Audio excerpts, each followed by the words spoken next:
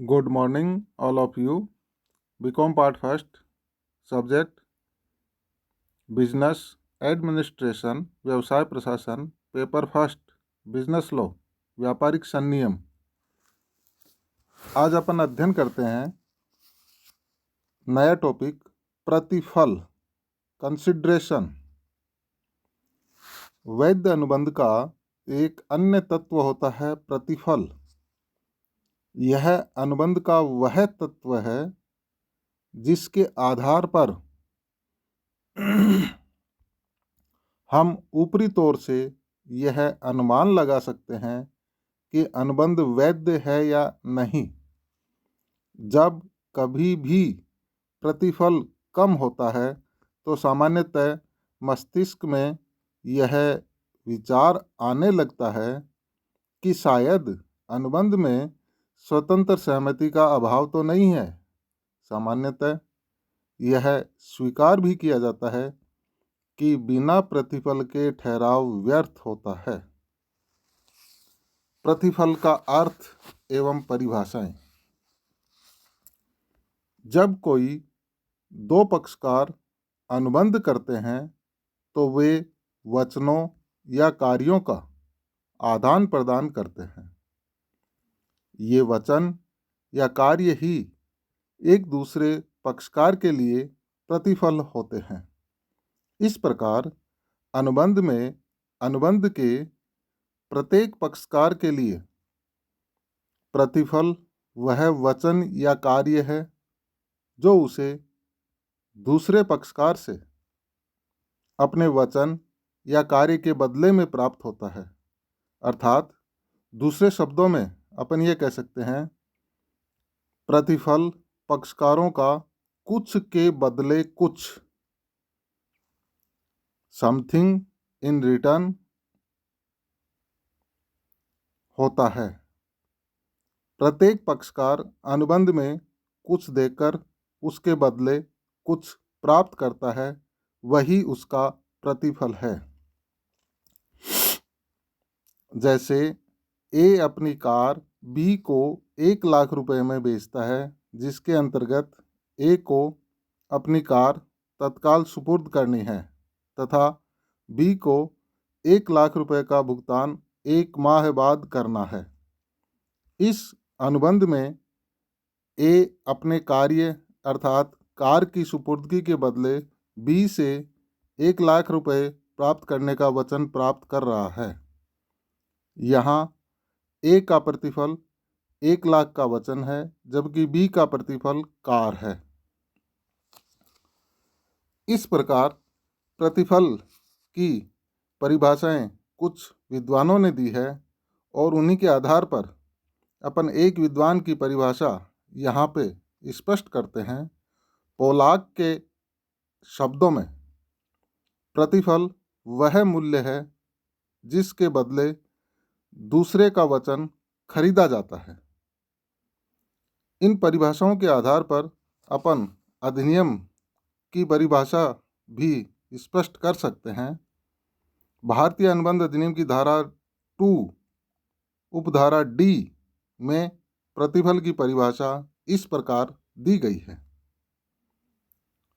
जब वचनदाता की इच्छा पर वचन ग्रहीता अथवा किसी अन्य व्यक्ति ने कोई कार्य किया है अथवा विरत रहता है अथवा कोई कार्य करता है अथवा कार्य करने से विरत रहता है अथवा कुछ कार्य करने या न करने से विरत रहने का वचन देता है, तो ऐसा कार्य अथवा उस कार्य से विरति अथवा उसका वचन अथवा उस वचन का प्रतिफल कहलाता है।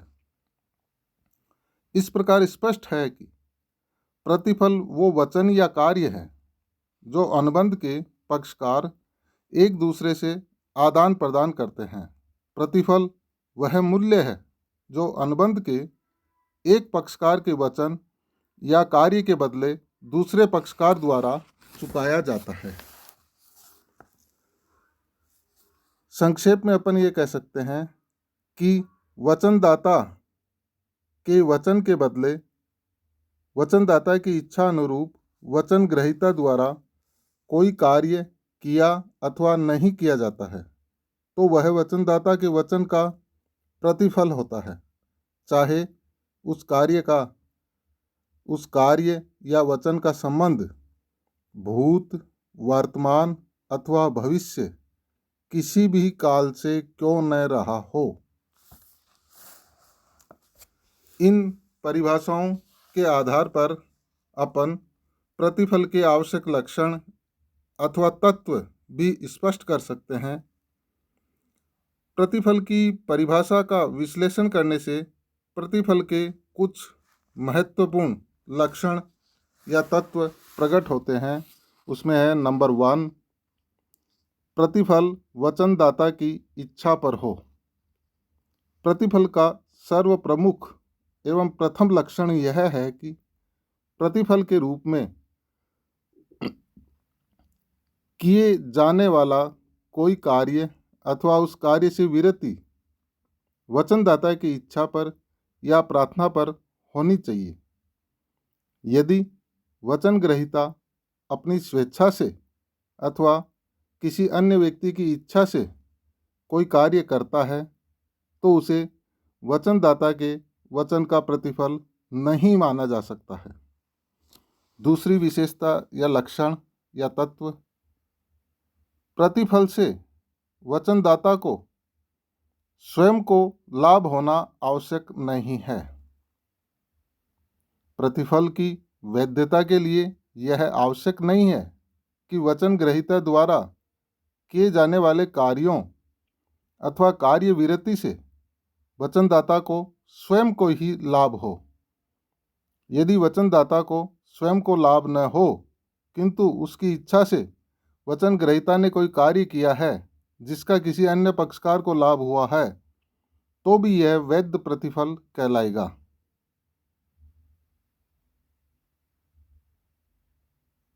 तीसरा, प्रतिफल वचन ग्रहीता अथवा किसी अन्य व्यक्ति के द्वारा किया जा सकता है। प्रतिफल वचन ग्रहीता अथवा किसी अन्य व्यक्ति द्वारा भी दिया जा सकता है। यदि वचन ग्रहीता की ओर से किसी अन्य व्यक्ति ने प्रतिफल दिया है तो वह प्रतिफल वचनदाता की इच्छा अनुसार है तो प्रतिफल वैध माना जाएगा। इस नियम को ही रचनात्मक प्रतिफल का सिद्धांत के नाम से पुकारा जाता है। इस संबंध में अंग्रेजी राजनियम में दी गई व्यवस्था कुछ भिन्न है। इंग्लैंड में प्रतिफल वचन ग्रहीता द्वारा ही दिया जाना चाहिए। किसी अन्य व्यक्ति द्वारा दिया गया प्रतिफल वैध नहीं माना जाता है। यहाँ पे यह बताना अनुपयुक्त नहीं होगा कि यद्यपि अनुबंध के लिए प्रतिफल किसी भी पक्षकार द्वारा दिया जा सकता है किंतु प्रतिफल देने मात्र से ही अन्य व्यक्ति के अनुबंध के निष्पादन के लिए वचनदाता पर वाद प्रस्तुत नहीं किया जा सकता। दूसरे शब्दों में, अनुबंध के लिए अजनबी व्यक्ति वाद प्रस्तुत नहीं कर सकता है। चौथी विशेषता या लक्षण, प्रतिफल कुछ कार्य करने या न करने अथवा उसके वचन हो सकता है। प्रतिफल सकारात्मक तथा नकारात्मक दोनों में से किसी भी प्रकार का हो सकता है।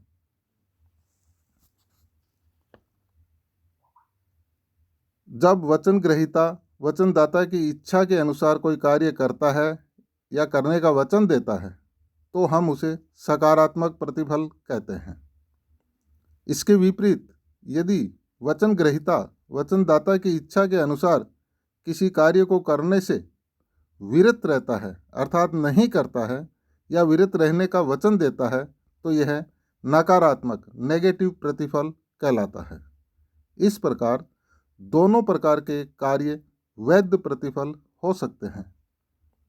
इतना ही नहीं, निम्नांकित कार्य भी प्रतिफल ही माने जाते हैं। नंबर 1, वाद न करने का समझौता। सेकंड, ऋणदाताओं से समझौता करना। नंबर 3, विचाराधीन विवाद का समझौता। अब पांचवी विशेषता या लक्षण है या तत्व है, प्रतिफल भूत, वर्तमान तथा भावी हो सकता है। प्रतिफल भूत, वर्तमान अथवा भावी किसी भी प्रकार का हो सकता है। भारतीय अनुबंध अधिनियम में तीनों ही प्रकार के प्रतिफलों को वैध माना गया है, जबकि अंग्रेजी राज नियम में भूतकालीन प्रतिफल को वैध नहीं माना जाता है। भूतकालीन प्रतिफल क्या होता है? जब किसी वचन के पूर्व ही किसी पक्षकार द्वारा प्रतिफल दे दिया गया हो तो वह भूतकालीन प्रतिफल कहलाता है। दूसरे शब्दों में, भूतकालीन प्रतिफल में प्रतिफल पहले दिया जाता है और उसके बदले वचन बाद में प्राप्त होता है, किंतु ध्यान रहे कि किसी व्यक्ति द्वारा भूतकाल में स्वेच्छा से ही की गई सेवाएं भूतकालीन प्रतिफल नहीं माना जाता है। वर्तमान या निष्पादित प्रतिफल, जब प्रतिफल तथा वचन साथ साथ ही दिया जाता है तो वह वर्तमान या निष्पादित प्रतिफल कहलाता है। भावी या निष्पादनीय प्रतिफल, अनुबंध हो जाने के बाद दिए जाने वाला प्रतिफल भावी या निष्पादनीय प्रतिफल कहलाता है। छठी विशेषता, कुछ प्रतिफल अवश्य होना चाहिए किंतु पर्याप्त होना अनिवार्य नहीं है। यह विशेषता या लक्षण अपने आप में कुछ समझने लायक है। प्रत्येक अनुबंध में कुछ न कुछ प्रतिफल अवश्य होना चाहिए।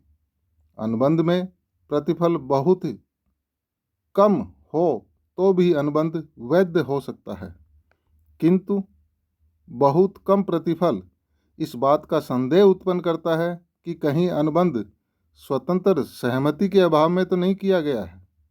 यदि प्रतिफल बहुत कम है अर्थात अपर्याप्त है, तो उस पक्षकार को यह बहाना बनाने का अच्छा अवसर मिल जाएगा कि सहमति स्वतंत्र रूप से नहीं दी गई है। सातवीं विशेषता या लक्षण या तत्व, प्रतिफल वास्तविक एवं मूल्यवान होना चाहिए। यह प्रतिफल का एक महत्वपूर्ण लक्षण यह है कि प्रतिफल वास्तविक एवं मूल्यवान होना चाहिए। यदि प्रतिफल भ्रामक, अनिश्चित और असंभव और अस्पष्ट हो तो वह वास्तविक तथा मूल्यवान प्रतिफल नहीं माना जा सकता है। आठवां लक्षण, प्रतिफल वचनदाता के विद्यमान दायित्व से कुछ अधिक होना चाहिए। विद्यमान दायित्व का निर्वाह करना नए वचन का प्रतिफल नहीं हो सकता है। अतः प्रतिफल ऐसा होना चाहिए जिसे करने या देने के लिए वचनदाता पहले से ही किसी कर्तव्य या अनुबंध के अधीन करने के लिए बाध्य न हो। 9 नंबर लक्षण, प्रतिफल वैध होना चाहिए। अनुबंध के वैध होने के लिए यह भी आवश्यक है कि प्रतिफल वैध होना चाहिए। अवैधानिक प्रतिफल वाले ठहराव व्यर्थ होते हैं। जिस प्रकार ए बी को कहता है कि यदि वह सी को मार डालेगा तो उसे 500 रुपये देगा, इस अनुबंध में प्रतिफल अवैधानिक है, अतः यह व्यर्थ माना जाता है। 10वां लक्षण, प्रत्येक अनुबंध के लिए पृथक प्रतिफल होना आवश्यक है। यहाँ यह भी महत्वपूर्ण है कि प्रत्येक अनुबंध के लिए पृथक प्रतिफल होना चाहिए। यदि दो अनुबंध किसी एक पक्षकार के साथ किए जावें तो भी प्रत्येक अनुबंध का प्रतिफल पृथक पृथक होना आवश्यक है। 11 नंबर की लक्षण, प्रतिफल निश्चित होना चाहिए। अनुबंध प्रतिफल निश्चित या निश्चित करने योग्य होना चाहिए। अनिश्चित प्रतिफल की दशा में अनुबंध व्यर्थ हो जाता है। 12 नंबर का विशेषता या लक्षण, प्रतिफल संभव होना चाहिए। अनुबंध में दिया गया प्रतिफल संभव होना चाहिए। प्रतिफल के रूप में दिया गया वचन या कार्य वैधानिक एवं भौतिक रूप से पूरा करना संभव होना चाहिए। धन्यवाद। अब कल अपन इसमें एक महत्वपूर्ण टॉपिक बनता है, उसका अध्ययन करेंगे। उसको ज़रा आप अच्छी तरह से तैयार कर लेना चाहिए। परीक्षा में पूछा जाता है, बिना प्रतिफल का अनुबंध व्यर्थ होता है। बिना प्रतिफल का अनुबंध व्यर्थ होता है। इसके संबंध में भारतीय अधिनियम की धारा 25 का अपन अध्ययन करेंगे और उसमें स्पष्ट लिखा है कि बिना प्रतिफल का ठहराव व्यर्थ माना जाता है। इसका अध्ययन अपन कल करेंगे। धन्यवाद।